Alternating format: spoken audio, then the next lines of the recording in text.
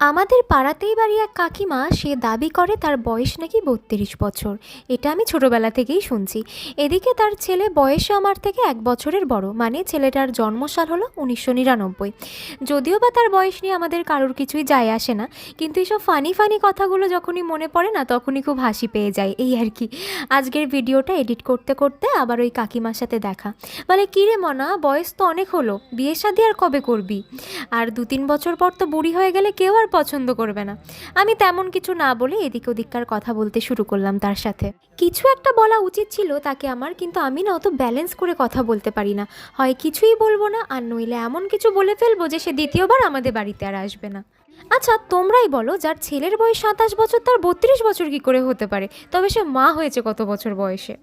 গল্প করতে করতে তার খাবারের কথাই বললাম না। সেদিন চিকেন আর একটা শাক হয়েছিল, আর মায়ের হাতের এই চিকেনের ঝোল আমার খুব পছন্দের।